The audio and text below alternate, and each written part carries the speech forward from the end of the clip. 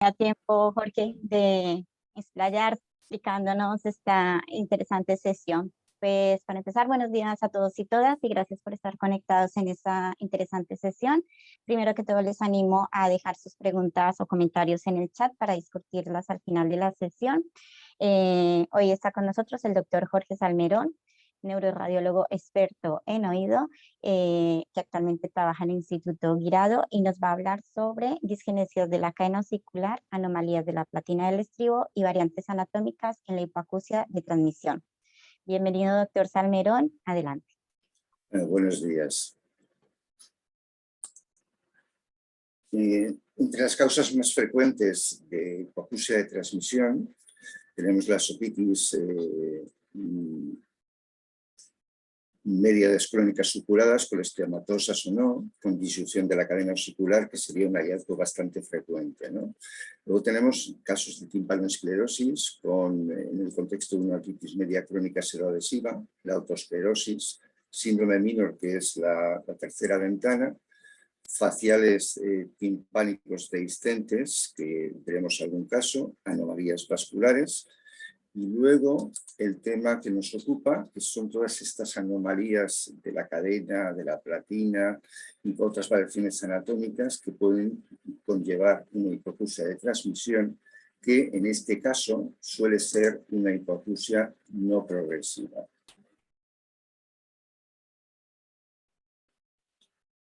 Nos vamos a mover básicamente en esta área, donde se puede ver la pirámide del músculo del estribo, podemos ver las trocluras, la rama larga del yunque, la platina del estribo, que es esta zona de aquí, y la articulación nucleomareolar. Este es el facial timpánico. Una de las causas más frecuentes de hipoacusia de transmisión, como os he dicho, es el colesteatoma. Este es un colesteatoma intratimpánico con proyección mesotimpánica, donde se ha producido una osteitis de la rama larga del yunque. Y fijaros que hay una estapelotexia, es decir, el estribo se apoya directamente sobre el colesteatoma y por eso conserva bastante audición. En la otitis seroadhesiva de larga evolución también se pueden producir estas zonas de osteitis en la rama larga del yunque con disyunción includo-estapediana, un corte coronal y un corte axial. La timpanoesclerosis, es decir, es un trastorno que se produce en otitis seroadhesivas de larga evolución. Podemos encontrar en la platina del estribo estas microcalcificaciones que no es otosclerosis, sino que son depósitos de tofos de timpanoesclerosis. Esta es la crura posterior, la crura anterior y la cabeza del estribo. En otros casos, no solamente se afecta la platina del estribo, sino que también se puede afectar la ventana redonda. Fijaros aquí esta imagen densa en la ventana redonda en el contexto de una otitis seroadhesiva. En otros casos, los depósitos de estas placas cálcicas son mucho más evidentes, como este otro caso de timpanoesclerosis con compromiso de la platina del estribo. Luego tenemos la otosclerosis, ¿no? Este es un paciente con un foco de otosclerosis, no en la fisura antefenestra, sino en los márgenes posteriores de la platina del estribo y que se acompaña de un foco de otosclerosis obliterante de la ventana redonda. O este otro caso, donde tenemos una platina absolutamente normal, no hay signos de otosclerosis, y aquí vemos un área de otosclerosis en la ventana redonda, y fijaros que en el corte coronal aparece prácticamente obliterado.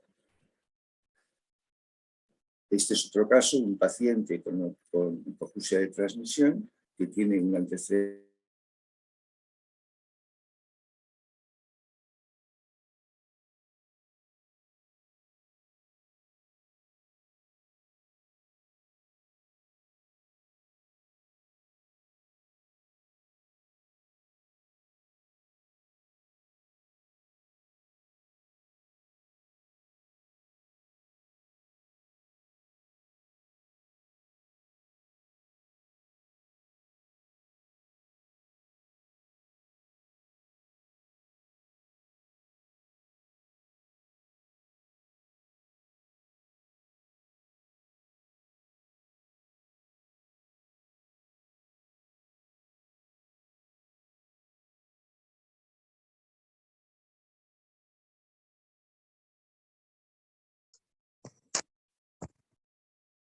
¿Se ha colgado?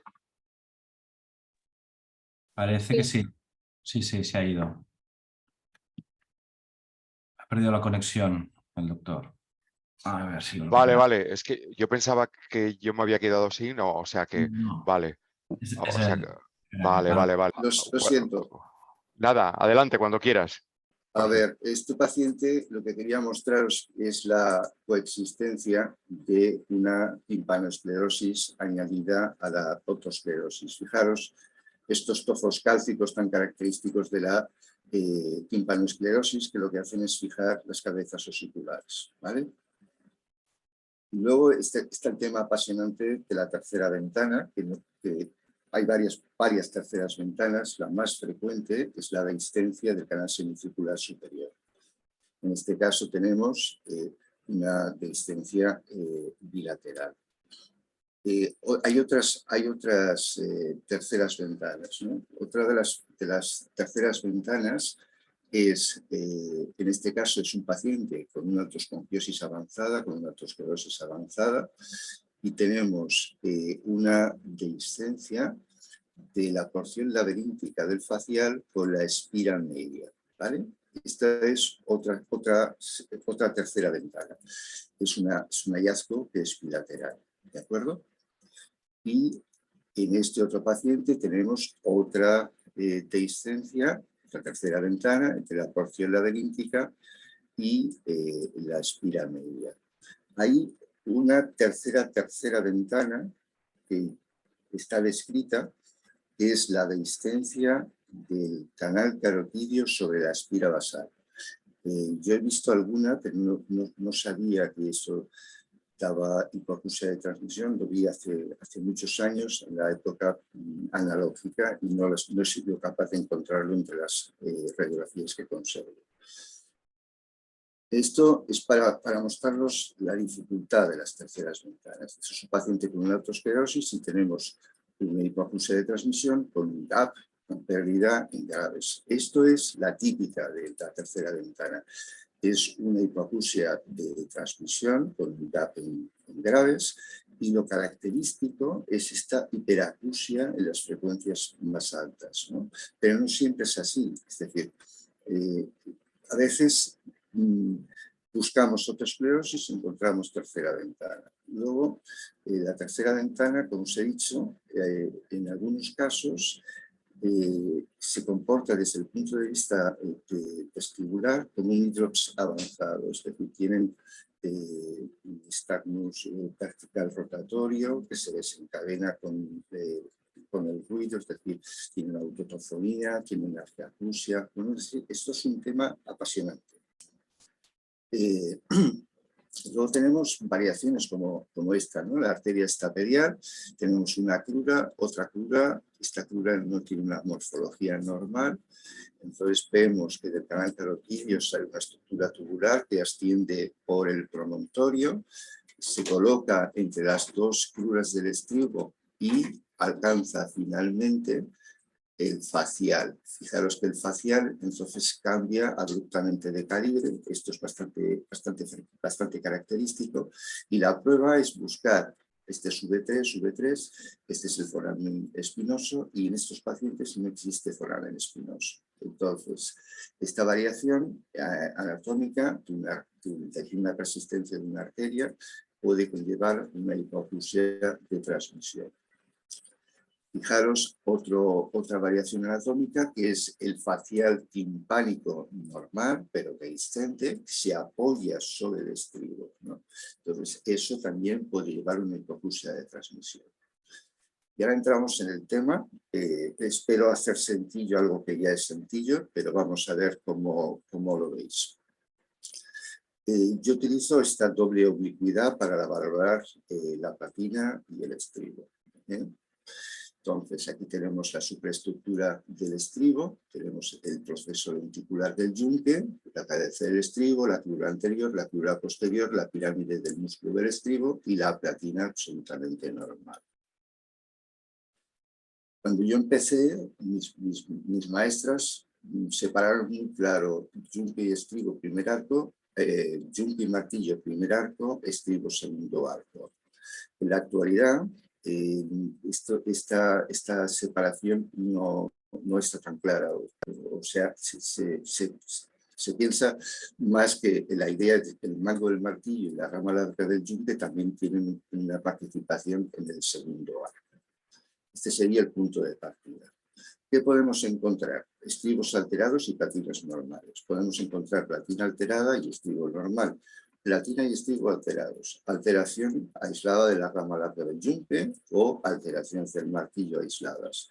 La recomendación sería siempre seguir primer, segundo arco y revisar el resto, y ya veremos por qué digo esto. Aquí tenemos un paciente con un estribo alterado. Fijaros que es una crura posterior muy hipoplásica, no se ve la crura anterior y tenemos una platina absolutamente normal.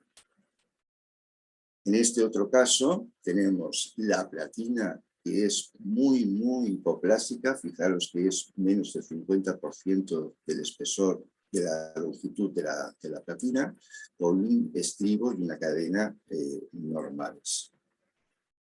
En este otro caso tenemos la platina también alterada, especialmente en su margen más anterior. Es una platina hipoplásica con un estribo y un resto de cadena normal.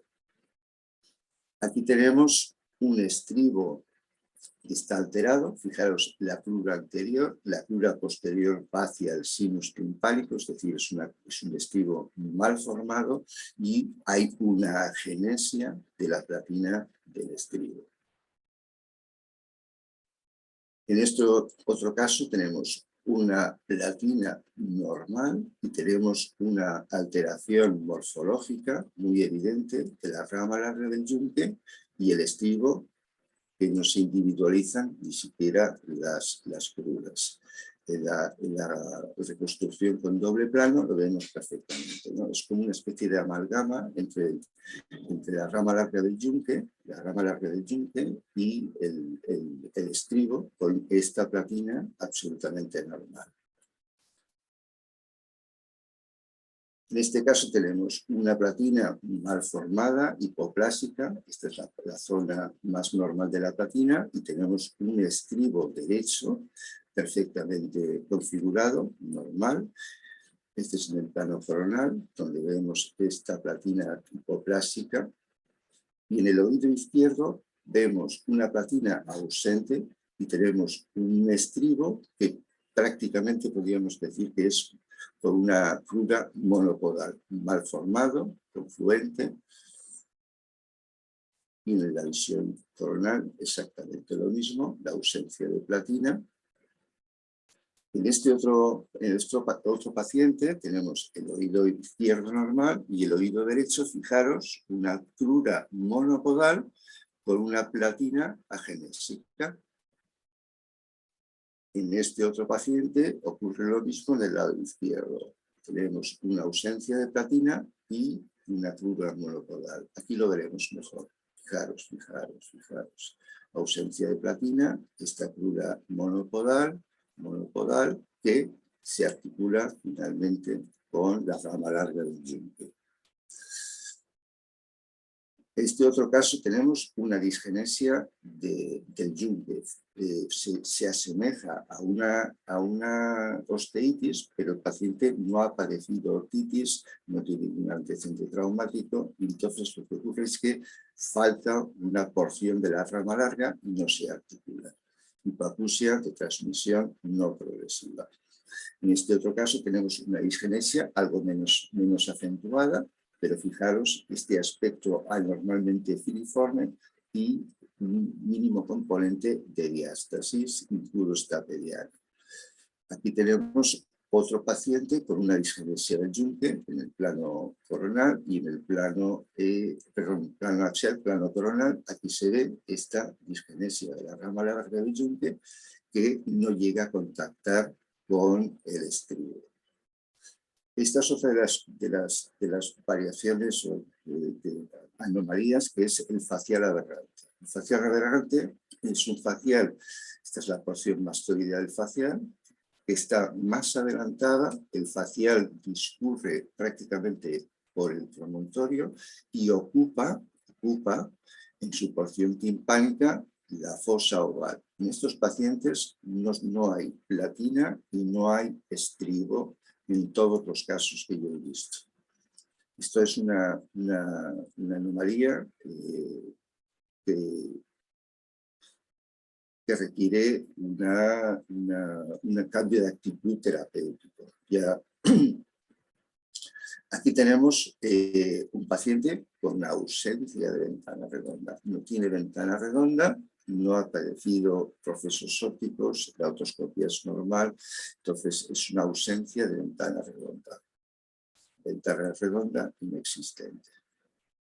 Aquí tenemos otra disgenesia distinta. Aquí tenemos una fijación del martillo, es una anomalía de la cabeza del martillo que aparece fusionada con la caja. En el oído contralateral, una configuración absolutamente normal. Aquí tenemos otra disgenesia. En este caso era un paciente que me mandaron de Madrid por una sospecha de otosclerosis. No había otosclerosis alguna, un estribo perfectamente configurado. Fijaros de que no hay pirámide del músculo del estribo, del tendón del músculo del estribo. Y en este caso, este paciente tenía una disgenesia con fijación de la cabeza del martillo. ¿De acuerdo? Disgenesia de martillo con anquilosis impudo-mareolar. Este es un caso que ya he visto varios en estos últimos años. Tenemos una articulación impudo-mareolar perfectamente configurada en el oído contralateral. Aquí ha desaparecido. Curiosamente hay una hipodensidad en el cuerpo del yunque y lo que hay es una fijación de la cabeza del martillo a la pared anterosuperior de la caja timpánica. Esta es otra disgenesia relativamente frecuente. Aquí vemos en la reconstrucción oblicua el punto de fijación de la cabeza del martillo. Platina y disgenesia de martillo. Este es un paciente que tiene una platina hipoplásica, un estribo normal, y tenemos de nuevo una disgenesia de la cadena con fijación de la cabeza a la pared anterosuperior de la caja timpánica. Platina del estribo y martillo. En este otro caso tenemos una disgenesia de la platina del estribo y una fijación de la cabeza del martillo. Esta es una paciente que se operó de miatoplastia oído derecho, tenía un oído conducto hipoplásico, tiene una hipoacusia de transmisión y los hallazgos que vamos a ver son ausencia de mango del martillo y anquilosis impudo-mareolar. Fijaros la articulación impudo-mareolar del lado izquierdo y no hay impudo-mareolar en el lado derecho. No hay impudo-mareolar y aquí sí. ¿Vale?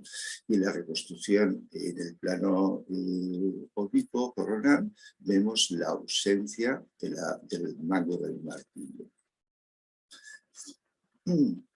Quisiera deciros lo importante que es para mí el checklist. El checklist es todo lo que valoro sistemáticamente de cada oído. Es la forma de no dejarte algún detalle que pueda influir en la actitud terapéutica. Finalmente quería enseñaros este caso para que lo tengáis en cuenta. Este es un paciente con una monopodal, con una anomalía de la platina del estribo. Este es un control normal, veis la configuración de las dos cruras. Y en este caso es un hallazgo bilateral con una crura monopodal también en el oído izquierdo. Pero no os muestro esto por la crura monopodal, lo muestro porque hay que estar muy atentos en el checklist a estos hallazgos. Fijaros, esto es un oído normal, tenemos el modiolo y la lámina clivosa de la cóclea. Y sin embargo, en este oído, la lámina clivosa de la cóclea no existe y hay una alteración del modiolo. Es un detalle mínimo, pero es importantísimo porque en este paciente, si intentamos... es un hallazgo bilateral, como veis. Si intentamos hacer una estapelostomía o una estapelectomía, en este paciente se va a producir una fístula perilinfática. Aquí hay una comunicación directa de los espacios supraracnoideos con el oído medio, ¿no? Entonces, sobre todo en la cirugía de la platina, hay que revisar todos estos detalles y este es un detalle que puede salvarle el oído al paciente. Finalmente, deciros que hay que ser cuidadoso con la imagen. No se pueden hacer estudios de más de 500 micras de espesor. Hay que intentar que sea de aquí para abajo. Que las disgenesias de la cadena y anomalías de la platina no son infrecuentes. Todos estos casos que os he señalado son de finales de diciembre hasta ahora, en diciembre del 21, menos un par. Atención a las hipoacusias no progresivas, porque pueden simular clínicamente otras entidades que pueden no presentarse aisladas, por lo tanto hay que revisar detalles no solamente de la primera, la segunda hendidura, sino también del ortofisto, ¿no? Y algo, bueno, yo pienso que mi experiencia me dice que esta división tampoco sería del todo exacta. Creo que hay muchas combinaciones entre los hallazgos de las disgenesias y las alteraciones de la platina. Y finalmente agradecer a estos maestros que me han enseñado a ser autocrítico y a saber qué resultado final hemos obtenido con nuestros estudios. García Ibáñez, por supuesto, Miguel Arastegui de Madrid y José Carlos Castrillo. Y eso es todo. Bueno, muchas gracias, doctor Salmerón, por compartir estos casos tan interesantes de una patología que muchas veces o algunas veces olvidamos, principalmente que no tenemos la costumbre de hacer el checklist que tanto nos recomienda. Vamos a pasar a dar paso a las preguntas. No sé, tenemos varias preguntas del doctor Pedraza. Mientras tanto, mientras van generando las preguntas, yo sí quisiera preguntarle qué repercusión hay en nuestros informes en cuanto al manejo del paciente. O sea, si a veces omitimos información porque no la vemos o no sé, ¿qué repercusión tiene a la hora de la actitud terapéutica o quirúrgica? Pues muchísima. Por ejemplo, un paciente que tiene autoesclerosis y tiene una tercera ventana. Una tercera ventana no una microdiscencia, sino una discencia, ¿no? Si tú no describes eso y haces una estepelectomía, el resultado va a ser malo. Si tienes un paciente con autoesclerosis y resulta que no le dices que la ventana redonda está alterada, el reflejo cambiante en la cirugía no lo tienen y no saben muy bien si ha colocado bien o no bien la prótesis, ¿no? Si tienes un paciente con un facial aberrante y tienes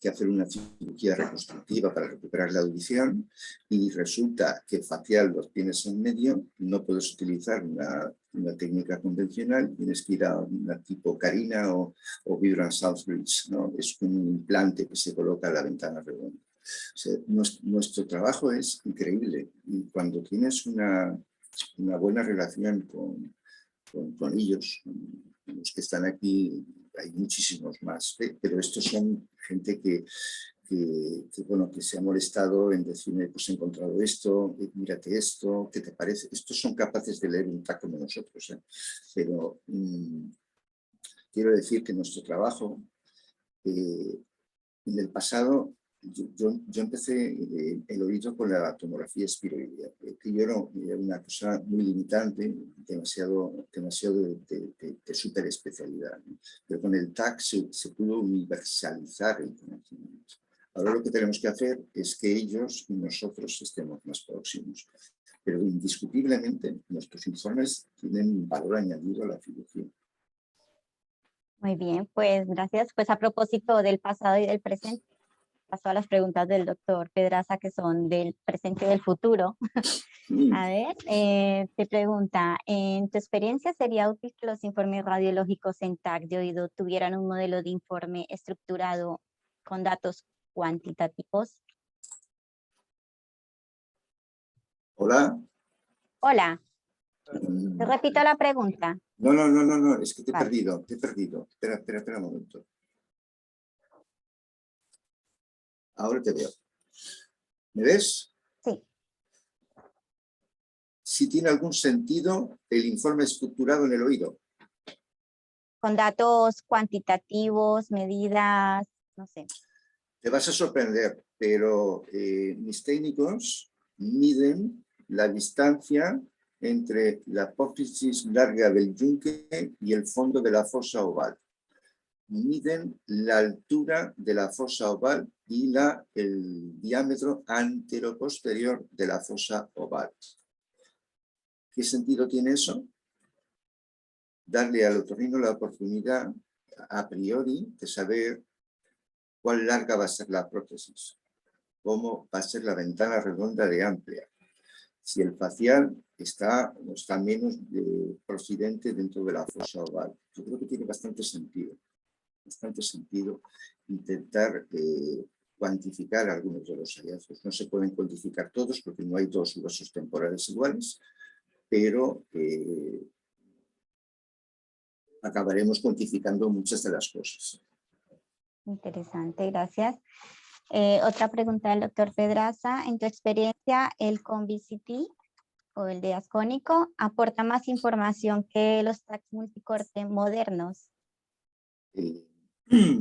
Buena pregunta. El COMBI tiene una ventaja, o varias ventajas, pero una sobre todo. El espesor de corte puede alcanzar 75 micras. Un TAC convencional estamos en torno a las 500 micras y algún prototipo se aproxima a las 300 micras, ¿de acuerdo? Entonces, el COMBI tiene, por un lado, una resolución espacial y un voxel absolutamente isométrico. Y la otra ventaja del COMBI es que la dosis es 3-4 veces inferior a la del TAC. Perfecto, interesante. Gracias. Otra pregunta del doctor Pedraza. En tu experiencia, ¿la TAC de energía dual puede ser de utilidad en la valoración de patología del oído? Yo trabajé con dual, pero no supe explotar esa parcela, ¿no? Yo creo que en el hueso la doble energía no estoy seguro que tenga una utilidad, pero no te sabría decir. Y luego en el contenido, como hay tanto hueso alrededor, tampoco es muy fácil discriminar la densidad. Pero no tengo experiencia. Vale, sería un tema a probar. Otra pregunta del doctor Pedraza. ¿Crees que las técnicas de visualización con realidad aumentada o la impresión 3D podría ser útil en la planificación del tratamiento de la patología del oído? En el pasado hice modelos 3D a partir del DICOM de los oídos para la aproximación de los implantes cocleares. Yo creo que tiene utilidad. Y las técnicas de visualización de con realidad virtual también, ¿no? Será como el futuro de esto. Sí, yo creo que es la forma de hacer un estudio prequirúrgico de cómo se va a aproximar, etcétera. Yo creo que tiene mucha utilidad. A ver, tenemos... Cada vez están haciendo cirugías menos invasivas, ahora están en endoscopia, entran en el oído. Yo creo que es una información que van a agradecer. Sí. A ver, tenemos otra pregunta por aquí de Francisco Reyes, que pregunta, ¿el plano de adquisición en el peñasco pediátrico es diferente para evitar la irradiación del cristalino en los niños? En los niños se intenta evitar la exposición de las órbitas, ¿no? Entonces el plano está orientado más caudal hacia arriba, pero la idea es que el volumen que obtienes del oído sea lo más fino posible para poder reconstruir de forma isométrica, ¿no? Entonces, en un oído de los niños, ya los oídos de los niños tienen una inclinación de las pirámides petrosas distinta todavía al de los adultos. Entonces, para una correcta valoración hay que hacer un postprocesado de esa imagen. Entonces, lo ideal es evitar siempre la exposición de las cavidades orbitarias. Luego, con el volumen que has obtenido, pues reconstruyes las MPRs en los planos ortodoxos, por decirlo así. No sé, aprovechando, Esther, no sé si en el Partauli utilizan ConVCT para patología de oído. No, a mí me gustaría, pero yo, por ejemplo, Jorge, las imágenes que has puesto, la mayoría son de ConVCT. Yo solo hago ConVCT. Por eso es que, para que veáis un poco la calidad de la imagen, porque yo, por ejemplo, personalmente, la idea que tenía como que la imagen era bastante peor. Y bueno, ¿por qué? ¿Por qué? De las primeras imágenes que salían inicialmente. Entonces, claro, una vez lo ves y dices, ostras, pues no está mal. No No está mal que lo quiero para mí. Y entonces te das cuenta que puedes, tienes la opción de hacer reconstrucciones. Claro, la imagen, la calidad de la imagen es muy buena. Entonces, al final, pues luego en los tags de Peñascos es muy importante el hacer las reconstrucciones multiplanares. En función de lo que tú quieras ver, pues vas a ir a buscar, si quieres ver el estribo, vas a ir a buscar unos planos u otros. Si quieres ver canales semicirculares, o sea, no es, o sea, aparte de la adquisición, es súper importante luego hacer las reconstrucciones. Entonces, yo creo que faltan ConVCTs en el mundo para valorar los tags de Peñasco. Yo tengo 4. Qué suerte. A cada hospital. Bueno, continuamos Sí. porque hay muchas preguntas. A ver, la doctora Mariana Rovira pregunta si además del checklist es importante o imprescindible hacer un informe estructurado. Mariana, ¿qué preguntas haces? Yo hago el checklist, pero describo cada una de las partes. Quiero decir, que el checklist mental me obliga a decir eso es normal, esto es normal, esto es normal. Entonces no os voy a enseñar un informe de los míos que son página y media, más o menos, ¿no? Lo que quiero decir con eso es que siguiendo el checklist no te olvidas de algún detalle que puede influir en el tratamiento. Y ya que te lo estás mirando, pues no te cuesta nada decir, ok. Perfecto. Esther, ¿ustedes utilizan informe estructurado en patología de oído, por ejemplo? A ver, nosotros, informe estructurado, tú usas tu plantilla normal y luego a partir de qué es lo que se busca, pues entonces vas añadiendo cosas, ¿no? Pero siempre tienes tu esquema mental de todos los ítems que tienes que ir mirando para que no se te pasen, ¿no? Pero siempre vas un poco enfocado, sobre todo en función de qué es lo que buscan, ¿no? Por eso también la información clínica es importante para que no se te pasen por alto cosas que son fundamentales, ¿no? Y también en casos de que se valore la cirugía o no, aparte de lo que es patológico, es súper importante también valorar las variantes anatómicas. Si hay un paciente, por ejemplo, que le vayan a hacer una mastoidectomía, pues también mirar pues, si el seno sigmoide es más prominente en un lado que en otro, si luego la fosa temporal desciende más en un lado que en otro, porque si tú tienes un seno sigmoide grande y una fosa temporal un poco más baja, la ventana que van a tener, si tienen que hacer una mastoidectomía, va a ser muy pequeña y puede haber más riesgo quirúrgico de irte al polo temporal o lesionar el seno, ¿no? Entonces, no solo la patología, sino las variantes anatómicas también tenerlas en mente. Por eso hay que hacer el checklist. El seno sigmoide, yo he visto muchos pacientes, muchos no, he visto algunos pacientes con apus pulsati y lo que tenían era un seno sigmoide con una pared delante dehiscente con un pequeño divertículo, ¿no? Pues estos pacientes están dando vueltas por el mundo y resulta que tienen una causa solucionable. Luego, el agujero rasgado posterior, es decir, si tienes una microdescencia de la pared limitante por la región hipotimpánica, esta es una información importantísima incluso para hacer una meninoplastia, porque hay un riesgo de sangrado importante. Luego lo que decía Esther, si tienes una meninge procedente en el techo del conducto auditivo externo, que es una barbaridad, pues eso es una dificultad quirúrgica importante para acceder, ¿no? Entonces, yo creo que hay que ser descriptivo, no solamente con lo patológico, sino con las otras cosas que pueden influir en la cirugía.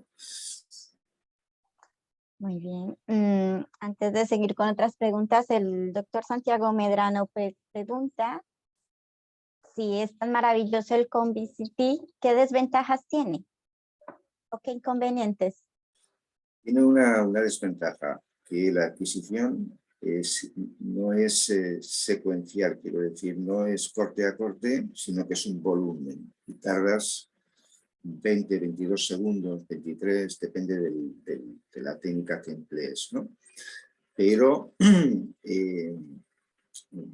tiene más ventajas que inconvenientes.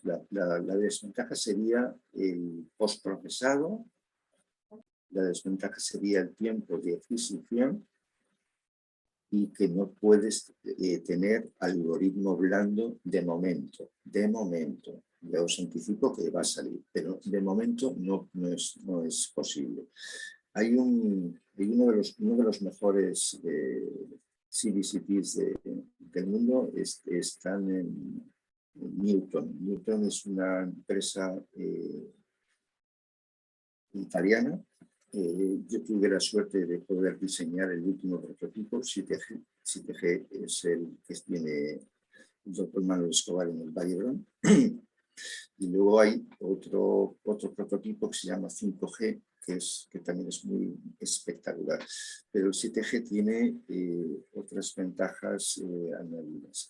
Luego, otra de las ventajas es que el CBCT no hace ruido, no se oye ruido alguno y no se mueve la canilla, con lo cual yo hago niños de 3, 4 años y no se mueven, ¿no? Pero el movimiento, hay gente, no sé, tienes un problema óptico y eres parkinsoniano, pues va a deteriorarse un poquito la imagen, ¿no?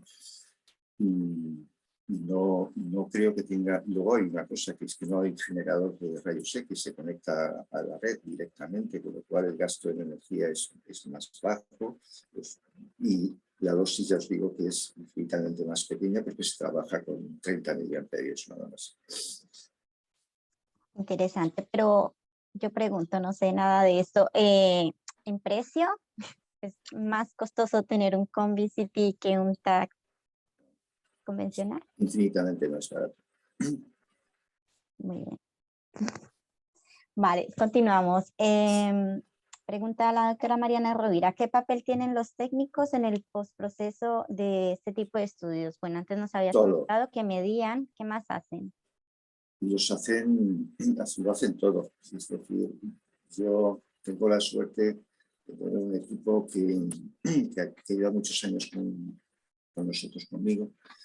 Incluso lleva, yo diría que desde que salió desde la escuela.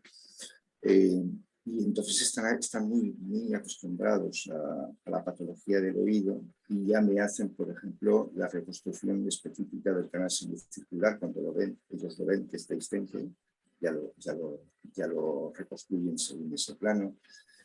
Pero siempre hay detalles que al final es el radiólogo que tiene que procesarlos, ¿no? Pero yo creo que el papel del técnico, como en todas las disciplinas de radiología, la gente que está motivada y tiene un papel importantísimo. Muy bien. Bueno, muchas felicitaciones por la charla en el chat. Y por acá hay otra pregunta del doctor Antonio Cabrero. Dice, ¿qué utilidad tiene la resonancia magnética en esta área anatómica? La resonancia magnética en esta área anatómica, bueno, la resonancia magnética de oído, tenemos desde el diagnóstico del schwannoma, neuroma del facial, en la valoración de tumores glómicos, en el LIDROX con la resonancia específica. Tiene muchas aplicaciones la resonancia en el oído. Luego pensar que tenemos un paciente con vértigo y con un nistagmus vertical. Tenemos que buscar una lesión de tronco, un Arnold Chiari, por ejemplo, en ese tipo de nistagmus vertical. Yo creo que la RESO se ocupa, como ha dicho Esther, de la neurosensorial y tiene mucho papel. Bueno, yo creo que también hay que tener en cuenta que en el sentido del título de la charla, al descartar malformaciones de la canocicular o malformaciones que causan hipoacusia de transmisión, también hay que, ¿no?, complementar con la resonancia para valorar que estén bien las estructuras del oído interno, que tengan nervios para que puedan ser candidatos a cirugía. Que si esto falla, pues no tendría sentido la cirugía, ¿no? Sí, yo he tenido pacientes con ausencia de coclear, con una hipoacusia. Recuerdo una paciente en concreto que no sabía que era sorda hasta que empezó a perder el oído del otro lado, ¿no? Entonces, en el CBCT, o en el TAC, lo que vi fue una ausencia de lámina cribosa. Eso es un signo de que no existe nervio coclear, ¿no? Pero de todas maneras, hay que comprobarlo con el reso. Pero si el reso se ve, pues esa hipoplasia o ausencia del nervio coclear, con lo cual no son candidatos a implante de coclear. Por eso es Muy importante mirar la lámina cribosa de la cóclea, os lo digo. bien. Esther, ¿alguna cosa que comentarnos al respecto? Bueno, en Para estos finalizar. casos en los que se quiera valorar la opción de implante, todos los estudios que se realicen en resonancia preimplante coclear, también es muy útil incluir en la secuencia un sagital un poco oblicuo, centrado en el conducto auditivo interno, para obtener imágenes como si fuera una rodaja de salchichón de lo que es el conducto auditivo interno. Entonces vemos los nervios dentro, podemos ver el coclear y compararlo con el tamaño del resto y ver un poco si su tamaño si es hipoplásico, si es aplásico. Entonces sí que hay casos que el nervio puede ser un poco hipoplásico y no tiene por qué ser contraindicación absoluta del implante, pero bueno, hay que tenerlo en cuenta, ¿no? Es una secuencia añadida o una reconstrucción que tampoco cuesta mucho de hacer. Y Nosotros bueno, las hacemos sistemáticamente. sí, en los estudios preimplantes sí. ¿Vale? No solamente para eso, sino cuando tengo un En todos. schwannoma También, pequeño, es mucho sí, más, es decir, es el vestibular superior, técnicamente es más fácil que es el vestibular inferior, y ya no te digo si es el coclear, ¿no? Entonces, esto se produce en schwannomas de pequeño tamaño. sí, que a veces te permite. Y es una imagen que agradecen muchísimo, porque si van a hacer una fosa media, pues ya se lo encuentran enseguida, ¿no? Si es un inferior, pues ya es algo más complicado. Yo los hago sistemáticamente, las sagitales oblicuas. Pero esto que comentan, pregunta el doctor Santiago Medrano, es valorado en las secuencias fiesta o CIS, ¿no? Sí. Sí, depende, o 3D Drive, depende de la máquina, pero bueno, todas estos T2, TAN T2 de fosa posterior. Vale, pues a ver, una última pregunta para dar paso al doctor Pedraza, y es una pregunta suya. ¿Cuáles son los retos del futuro del diagnóstico radiológico de la patología de oído en los próximos 5 o 10 años? ¿Qué opinan? ¿Qué viene? Esther, tú misma. Pues más que retos, pues peticiones a los Reyes Magos, ¿no? Por ejemplo, que el Convincity sea más barato y que incluya la ventana de partes blandas, ¿no? Un poco por decir así algo que se me ocurra así rápido. Están haciendo un CBCT de doble energía. Eso en la autoesclerosis dicen que el espectral y la doble energía es útil, pero yo no tengo experiencia. Tampoco, pero estoy deseándolo. Estoy deseando verlo. Sí, sí. Pues nada, nada más que agradecerte, Jorge. Muchas felicitaciones por la charla de todos y doy paso al doctor Pedraza para concluir la Bueno, sesión. perfecto. Oye, como siempre, muchas gracias a cada uno de vosotros. Gracias, Jensa, por tu moderación. Muy metódica y haciendo el protocolo muy bien. Gracias, Esther, por tus comentarios de experta, y Jorge, como siempre, sorprendente. Siempre nos enseñas que hay cosas que no sabemos. Es que eres infinito en lo que nos puedes enseñar, Jorge. O sea que muy bien. Bueno, yo siempre intento hacer un pequeño resumen. Tú nos has dicho como 6 pasos. A ver, señores y señoras. Primero de todo, hablar con los otorrinos, con los cirujanos, que toda la información la tengáis bien. Has dicho, yo me miro las audiometrías. Segundo, la técnica. La técnica tiene que ser muy buena. Nos has hablado de un grosor concreto. Tercero, oye, los técnicos pueden ayudarme. Nos has dicho, claro, nos hemos caído toda la silla cuando nos has dicho, los técnicos míos me miden esto y lo otro y me lo ponen en el informe y así y tal. Ha sido interesante, ¿eh? La verdad es que en nuestro hospital, Jensa lo sabe, nuestros técnicos nos hacen postproceso, pero todavía no han llegado a este tema, lo tenemos que hablar internamente. Bueno, después de lo técnico, el cuarto has dicho, oye, variantes anatómicas, tener en cuenta, además, Esther lo ha subrayado muchas veces, oye, variantes anatómicas, tú también. Un poco el checklist, un poco lo has dicho miles de veces, Mariana también lo ha subrayado, ¿no? Checklist, mirarlo y hacerlo. Y lo último es que estas variantes que parecen raras, bueno, estas anomalías, las digenesia, tal, existen y a veces existen paralelamente. Por lo tanto, has dicho, oye, mira, si ves aquello de la satisfacción del hallazgo, si ves una, no vaya a ser que tenga otra también, ¿no? No sé si te parece bien estos 6 puntos, estos 6 recomendaciones correctas. Jorge, ¿cómo lo ves? Me parecen perfectas, las has clavado. Muy bien. Oye, Jorge, muchísimas gracias. Contaremos más contigo. Has abierto muchas preguntas interesantes y simplemente decir a la audiencia que mañana tenemos al doctor Joan Perelló de Girona que nos hablará de la valoración de la colitis por TAC. Estáis todos invitados. Que tengáis buen día. Gracias, Jorge. Gracias, Esther. Gracias, Jensa.